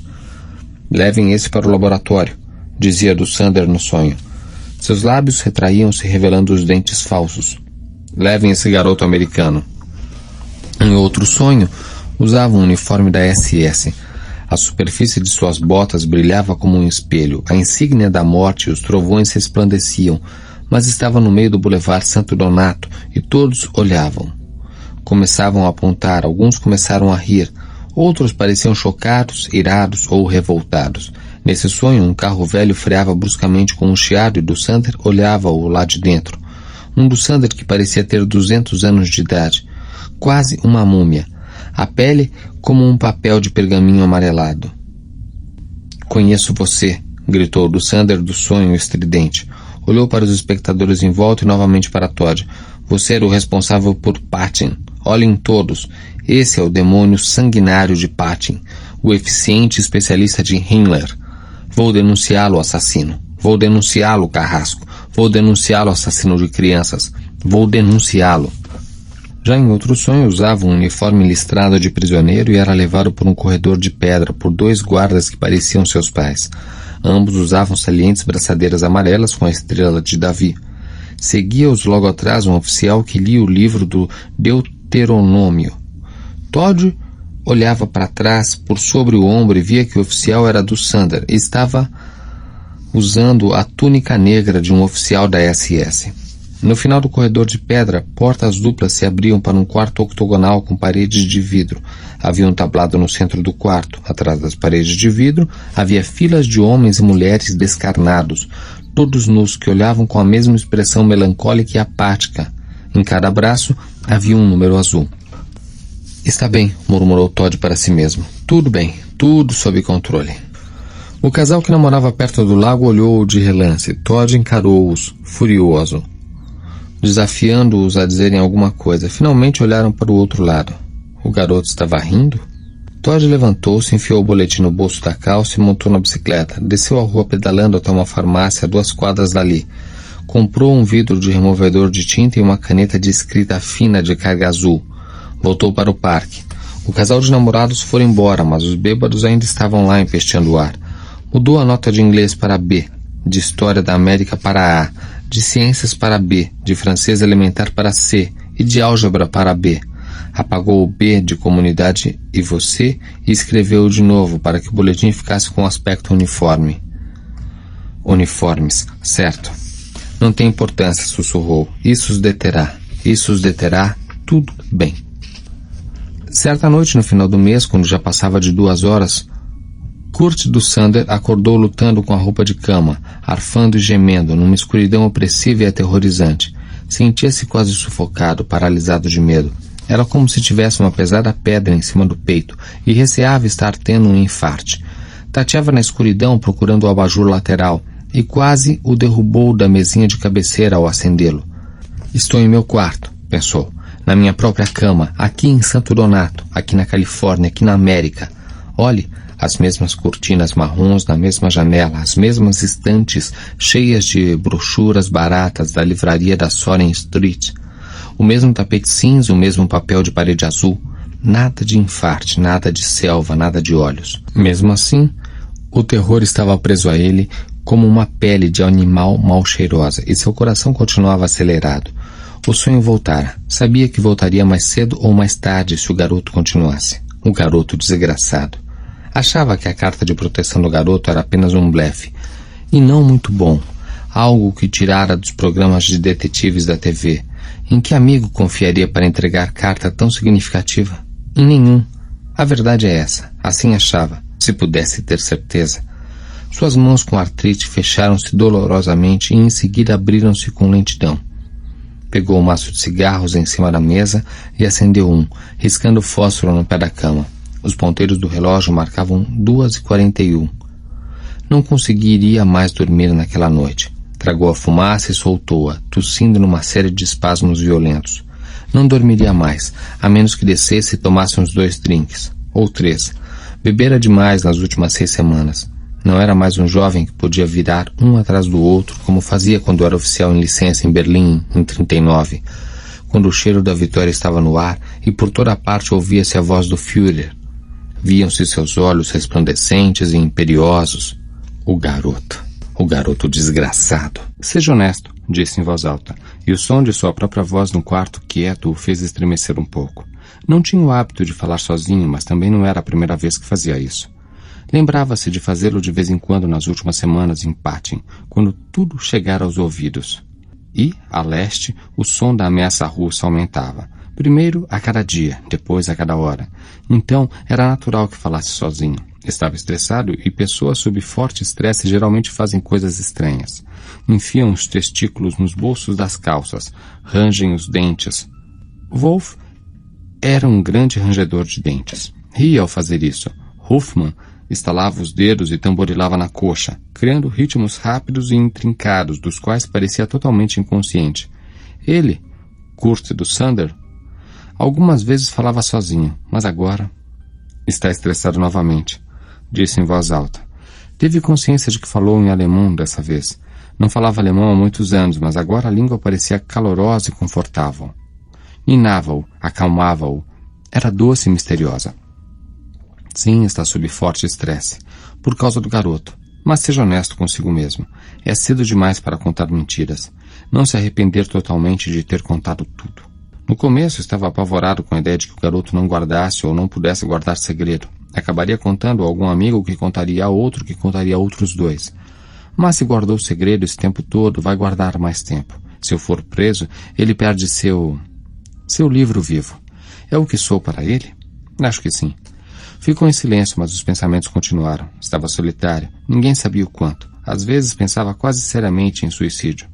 Não era um bom eremita. As vozes que ouvia vinham do rádio. As únicas pessoas que visitava ficavam do outro lado de um quadrado de vidro sujo.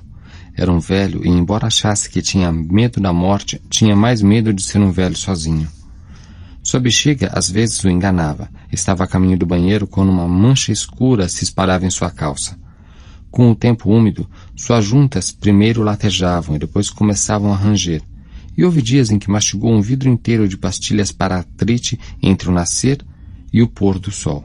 E mesmo assim a aspirina apenas aliviava a dor. Até o simples ato de tirar um livro da estante ou mudar o canal da TV causava-lhe dor. Sua vista estava ruim, às vezes derrubava as coisas, dava caneladas, batia com a cabeça. Vivia com medo de quebrar algum osso e não conseguir chegar ao telefone. E vivia com medo de chegar lá e algum médico descobrir seu verdadeiro passado quando suspeitasse da inexistência da história médica do Sr. Denker. O garoto aliviara algumas dessas coisas. Quando o garoto estava lá, ele revivia os dias passados. A lembrança daqueles dias era obstinadamente clara. Cuspia uma lista aparentemente interminável de nomes e eventos, até o tempo que fazia em tal e tal dia. Lembrava-se do soldado Reinhardt, que manejava uma metralhadora na torre a nordeste, e do quisto que tinha entre os olhos. Alguns homens chamavam-no de Três Olhos ou o velho Cíclope. Lembrava-se de Kessel, que tinha um retrato da namorada nua deitada num sofá, com as mãos atrás da cabeça. Kessel cobrava para os homens olharem a foto.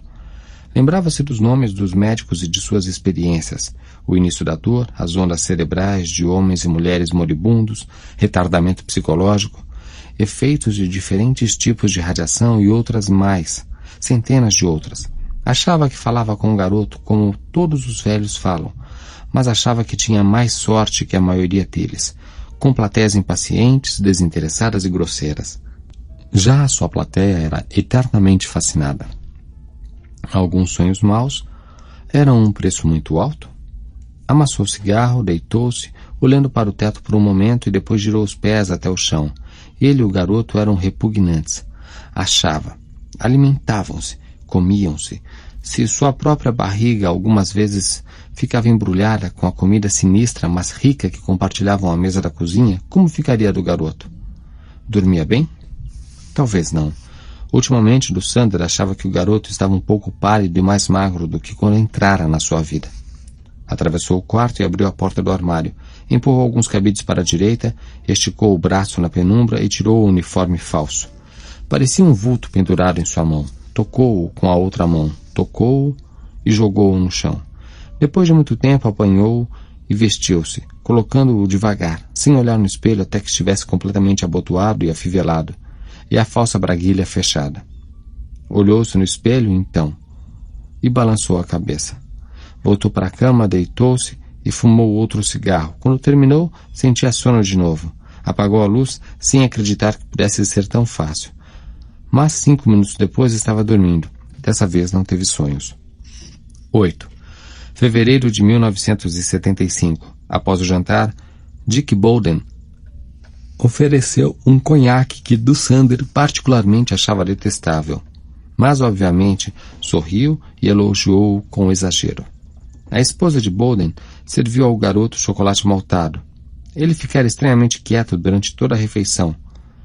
Constrangido? Sim, por alguma razão o garoto parecia muito constrangido. Dussander encantou Dick e Monica Bolden desde que ele e o garoto chegaram.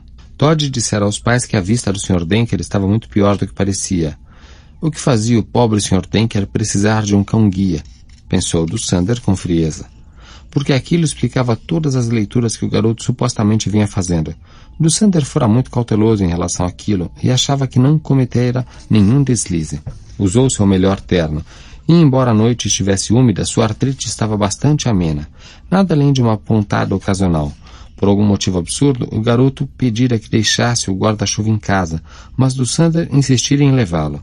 Apesar de tudo, passaram uma noite agradável e razoavelmente animada. Conhaque detestável ou não, há 9 anos não jantava fora. Durante o jantar, conversaram sobre a Essen Motor Works, a reconstrução da Alemanha no pós-guerra. Bolden fizeram uma série de perguntas inteligentes sobre aquilo e ficaram impressionados com as respostas de Dussander, e sobre escritores alemães. Monica Bolden lhe perguntara como tinha vindo para a América tão tarde na vida, e Dussander, adotando a expressão apropriada de míope e pesaroso, falou sobre a morte de sua esposa fictícia.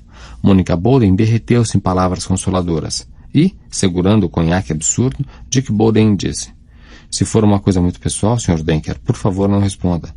Mas não posso deixar de ter curiosidade em saber o que fazia durante a guerra."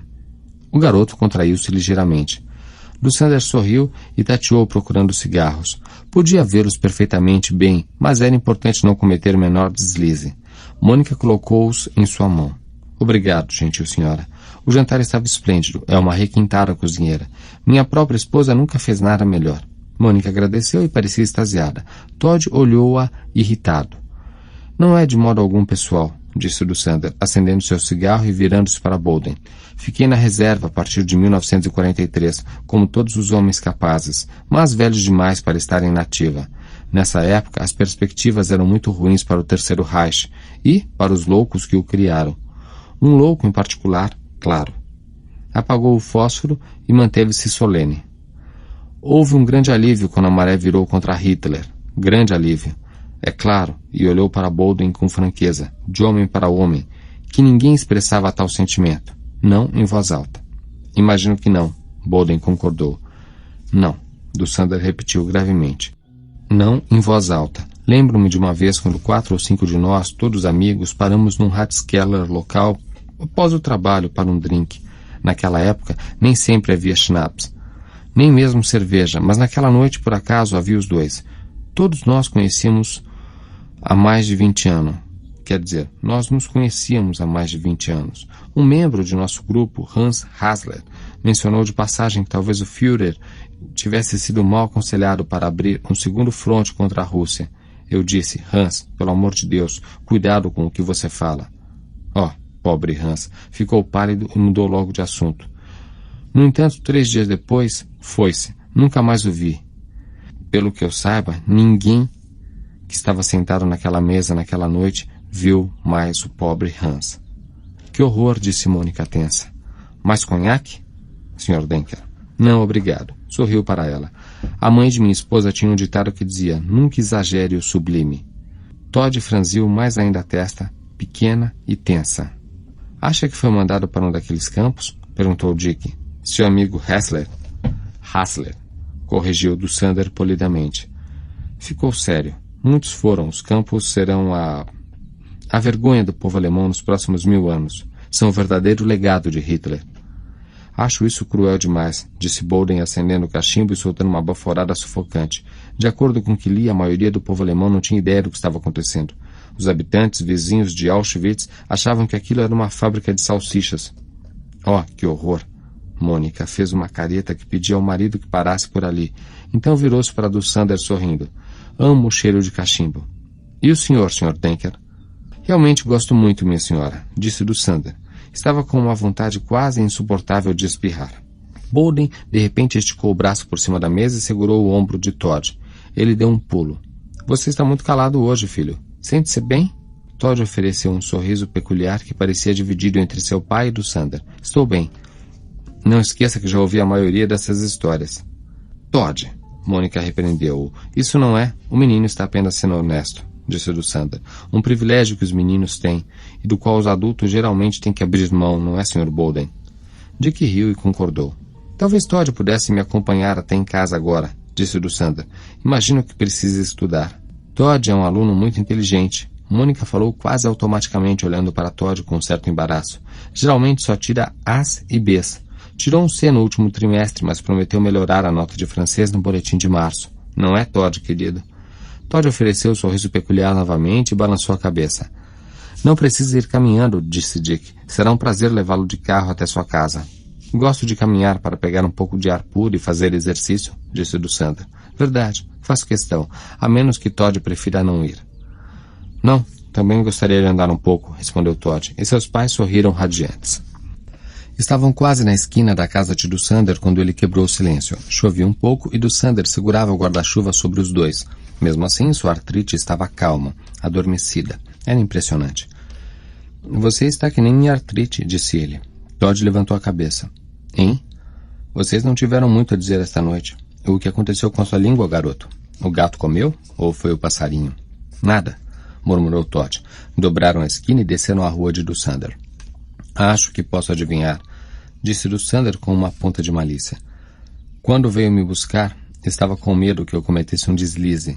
Desce com a língua nos dentes, como vocês dizem por aqui. No entanto, estava determinado a chegar até o fim do jantar, porque não tinha desculpa para se livrar dos seus pais.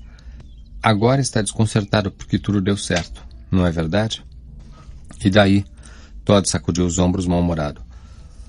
Por que não daria certo? Perguntou Dussander. Antes de você nascer, eu já fingia. Você guarda bem o segredo, reconheço. Reconheço agradecido. Mas viu como me saí esta noite?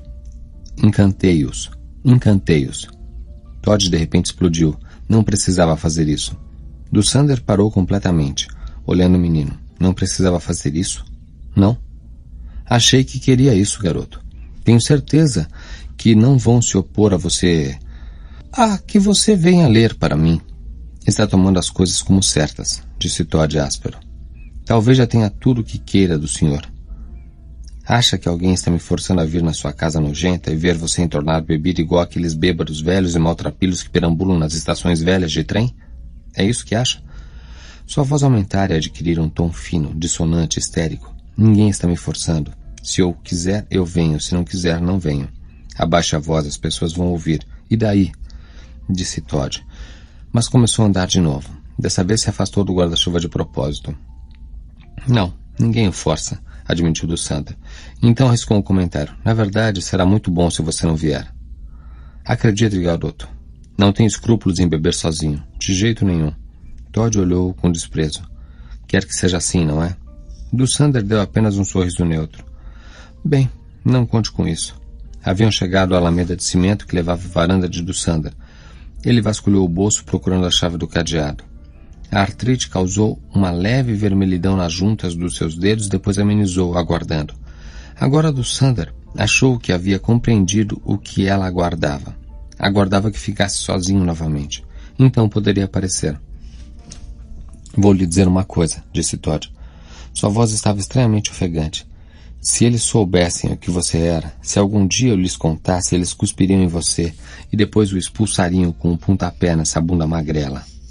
Dussander olhou Todd de perto na escuridão chuvosa. O rosto do menino estava erguido com um ar de desafio, mas estava pálido, com os olhos fundos e com olheiras. O aspecto de quem passou a noite inteira pensando enquanto os outros dormiam. Tenho certeza de que sentiriam aversão por mim, concordou Dussander, embora achasse no íntimo que o Bolden mais velho adiaria a aversão até fazer todas as perguntas que o filho já fizera. Nada além de aversão. Mas o que sentiriam em relação a você, garoto, se eu lhes dissesse que me conhece há quase 8 meses e nunca falou nada? Todd fitava-o sem resposta na escuridão. Venha me visitar se quiser, disse Dussander indiferente, e fique em casa se não quiser. Boa noite, garoto. Andou até a porta da frente e deixou Todd parado na chuva, olhando-o com a boca ligeiramente entreaberta. No dia seguinte, no café da manhã, Mônica comentou. Seu pai gostou muito do Sr. Denker, Todd. Disse que ele lembra seu avô. Todd murmurou qualquer coisa ininteligível, mastigando uma torrada. Mônica olhou o filho e ficou pensando se andava dormindo bem. Estava pálido e suas notas tinham caído de maneira inexplicável. Todd nunca tirava a cessa. Anda se sentindo bem nesses dias, Todd? Olhou inexpressivo para ela por um instante, então aquele sorriso radiante espalhou-se em seu rosto, cativando-a, confortando-a. Havia um pingo de geleia de morango em seu queixo. Claro, respondeu. Tudo bem. Todd, querido, disse ela. Mônica, querida, repetiu ele, e os dois começaram a rir.